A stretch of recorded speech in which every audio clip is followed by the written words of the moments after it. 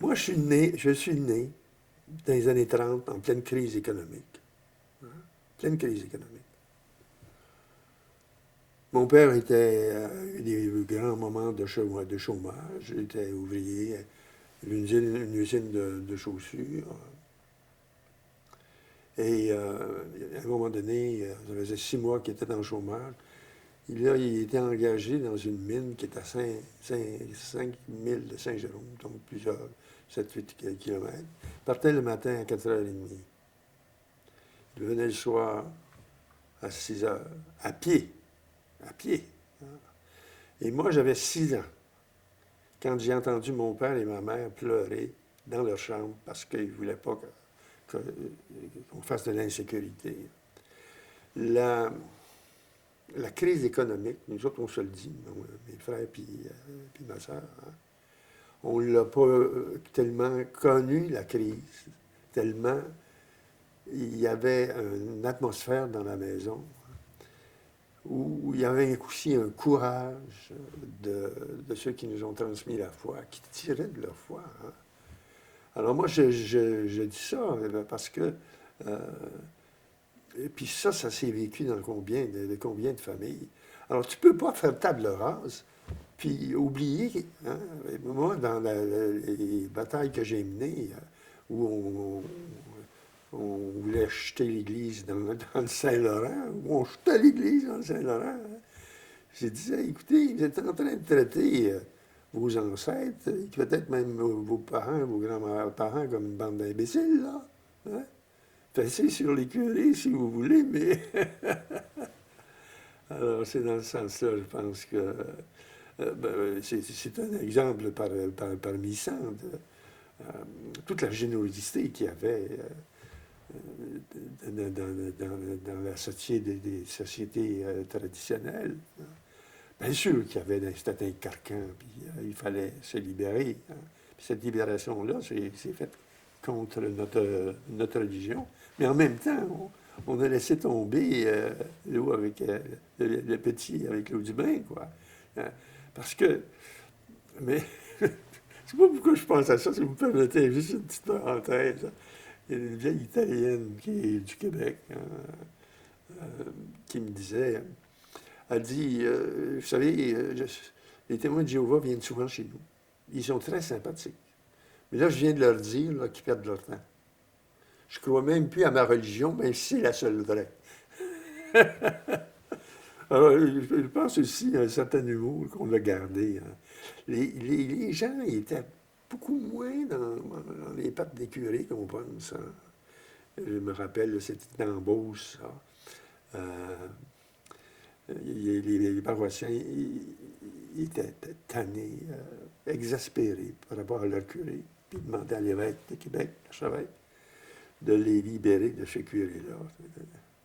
Alors, lui, l'archevêque ne bougeait pas. À un moment donné, c'était peut-être au printemps, l'évêque ouvre ses persiennes, puis là, il y avait 3 gros gars là, avec les meubles du curé.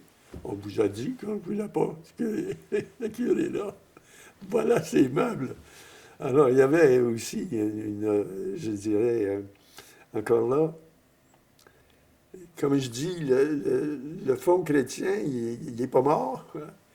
Mais en même temps, il y a une certaine mémoire qui remonte en surface.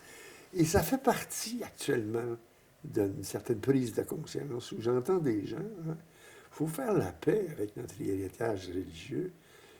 Parce que, qu'est-ce que vous voulez, quand on a fait le balayage, là, mis les compteurs à zéro, la table rase, là, on ne s'est pas rendu compte que ça avait des conséquences énormes, même au plan laïque. Hein. On a refusé d'enseigner notre propre histoire parce qu'on avait trop honte de nous autres dans les écoles. Tu vois, table rase encore. On a eu 5 régionalisations. On a fait table rase pour chacune. Puis on a fait les mêmes erreurs. On a fait les mêmes erreurs. Hein. Et puis là, c'est la même chose. Parce que ça, c'était la première débâcle des années 60. Je ne sais pas si je vais jouer en petit sociologue, là. Mais on a eu en même temps, au début de 60, hein, le Concile Vatican II. Puis en même temps, il y a une société haute ici au Québec qui naissait. Et on a redéfini l'Église à Vatican II, puis avec une ouverture, bien sûr, sur le monde moderne. Mais il y avait une autre société ici qui naissait. Et dans l'Église, on n'a pas su quoi faire en face de ça. On n'avait plus les grosses batteries là, pour le gros soutien de nos institutions. Là, c'est pas nous autres qui définissaient, qui définissaient à ce moment-là, dans le changement. C'est pas nous autres qui définissaient les règles du jeu, aménager le terrain. Et là, on n'a pas su trop quoi faire par rapport à ça. Ça a pris du temps avant de retomber sur nos pieds. Puis, il y a la deuxième débâcle qu'on vit présentement. Je ne sais pas si on va en parler. Nommez-la, la deuxième débâcle. La deuxième débâcle, je vous donne une figure très emblématique. On vient de vendre mon église. Notre église. Ça, c'est la deuxième débâcle. Moi, je pense que c'est la dernière, l'ultime table rase au Québec. Mais moi, je ne suis pas désespéré. Hein. Je ne suis pas désespéré du tout. C'est avec un groupe de chrétiens et, qui sont en train de faire un déplacement. C'est comme si on travaillait, moi je suis au milieu d'eux autres, mais simplement un membre. On travaillait à une église haute, hein, où il y a un certain déplacement du centre de gravité, le pape, l'évêque et puis le curé, donc la structure cléricale. Et là, on est en train de se donner des communautés qui se gèrent elles-mêmes, qui se prennent en main pour les différents ministères, les différentes missions, et surtout pour les charismes. Ça, les charismes, c'est les talents. Alors, les talents sont quand même limités chez les prêtres, le clergé, célibataires à vie, puis quand on sait dans leur milieu religieux. Alors que chez les laïcs, c'est d'une richesse incroyable. Moi, là, vous savez, là, quand après la messe le dimanche, on se retrouve, là, mais là, sur le terrain très laïque, hein, la question de la grève des jeunes. Alors, on essaie de se situer comme chrétien là-dedans. Et moi, à ce moment-là, c'était un choc parce que toute la diversité, par exemple, d'interprétation de la page de l'Évangile, hein, je reviens chez moi, puis je me disais, c'est pas possible, puis l'Église, il va falloir qu'elle fasse le déplacement vers les laïcs chrétiens. Vous savez qu'au début du christianisme, pendant 250 ans, il n'y avait pas de professionnels religieux. Hein. Ce sont les chrétiens qui ont transmis l'Évangile. Moi, j'ai connu l'Ancien Régime parce que j'ai 80 ans. Hein. Alors, j'ai un pied dans la société traditionnelle, puis un pied dans la modernité. Puis, évidemment, il y a eu des tensions aussi.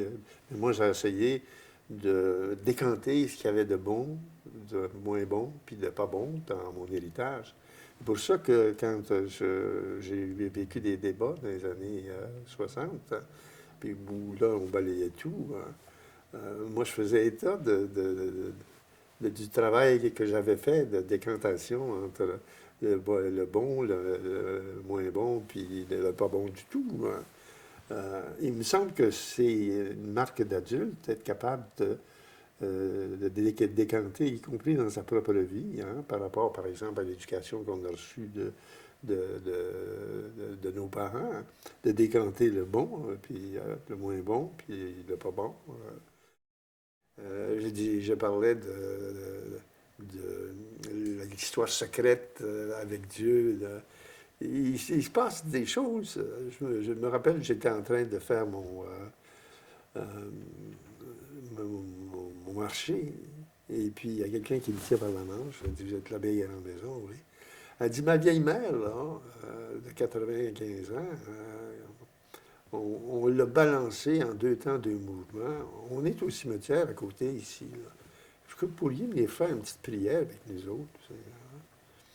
Et là, j'ai vécu quelque chose d'extrêmement profond, puis en rapport avec ce qu'on m'a demandé tantôt.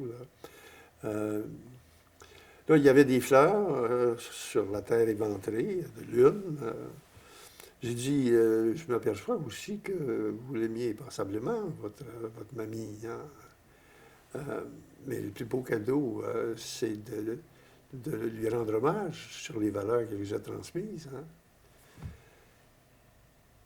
Parce que là, moi, je n'avais pas mes outils, rien de ça. Là. Je me demandais ce que j'allais faire, j'allais dire. Puis absolument, je me déplace les pieds hein, assez rapidement. Mais là, j'étais bloqué. Hein.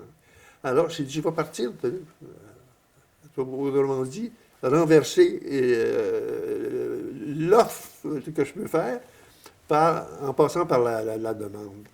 Alors, c'est la demande que je viens d'évoquer. Alors, la première qui a parlé, c'est une jeune fille de 14 ans, hein, qui dit, moi, je ne suis pas religieuse, mais ma grand-mère mamie m'a envoyé une lettre à l'occasion de mon anniversaire, puis elle me disait, ce que tu es est un cadeau de Dieu, Amélie. Et ce que tu vas faire de toi, c'est ton cadeau à Dieu. Alors, elle dit, j'ai demandé au bon Dieu s'il existe, hein, donne-moi un signe. Il la saute dans les bras. C'est l'ange chez vous, l'ange.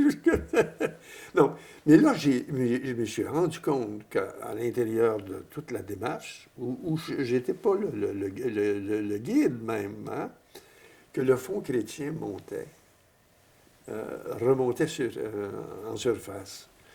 Je me dis, le christianisme chez nous est moins mort qu'on le dit. Déjà, je pense qu'on pourrait faire une exégèse, une interprétation de ça, mais je pense que ça suffit pour bien marquer comment ça se joue souterrainement. Cette fille-là dont je viens de parler, des Bleus à l'âme, c'est la dramatique d'un certain nombre de jeunes à un moment donné quand ils font face à l'échec ou quelque chose comme ça, tu sais. Ou bien non, là, c'était là, dans le cas, c'était une jeune fille qui avait tout réussi, hein, mais qui avait besoin de se retrouver à l'intérieur de soi, sans les mots pour le dire. Alors, c'est ça, c'est des belles leçons de la vie. Hein.